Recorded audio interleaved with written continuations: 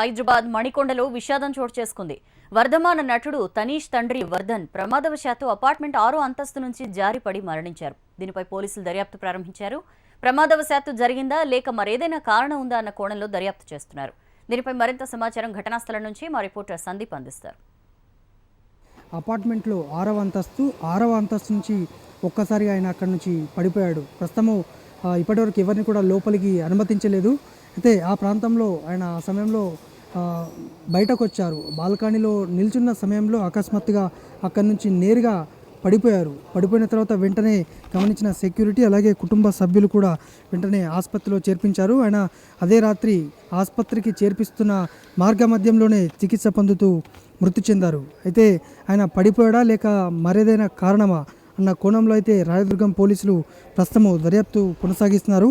ఇక్కడ ఆయన ఈ ప్రాంతంలో ఆయన పడిపోయారు. పూర్తిగా ఆ ప్రాంతం అంతా కూడా ఆ సమయంలో రక్తంతో ఇదంతా కూడా నిండిపోయినటువంటి పరిస్థితి ఉంది. అనుకోకుండా జరిగిన ఘటనేనా లేక ఇంకా మరేదైనా కారణం అనేది మాత్రము రాయదుర్గం పోలీసులు దర్యాప్తు అయితే కొనసాగిస్తున్నారు. అపోలో ఆసుపత్రిలో ఆయన కుటుంబ సభ్యులు పూర్తిగా దుఃఖ సాగరంలో మునిగిపోయిన పరిస్థితి ఉంది. హీరో తనీష్ ఫాదర్ ఆయన వర్ధన్ గత ఆయన ఎదురెదురు ఫ్లాట్లోనే కుటుంబ సభ్యులు ఇటు తండ్రి కొడుకు ఇద్దరు ఎదురెదురు ఫ్లాట్లోనే ఉంటారు. 11:45 ప్రాంతంలో మరి నిజంగా కాలు జారే పడిపోయాడా లేక ఆత్మహత్య ప్రయత్నం ఏమైనా జరిగిందా ఇంకేదైనా కారణాలు ఉందనేది మాత్రము పోలీసుల విచారణలో తెలుతోంది.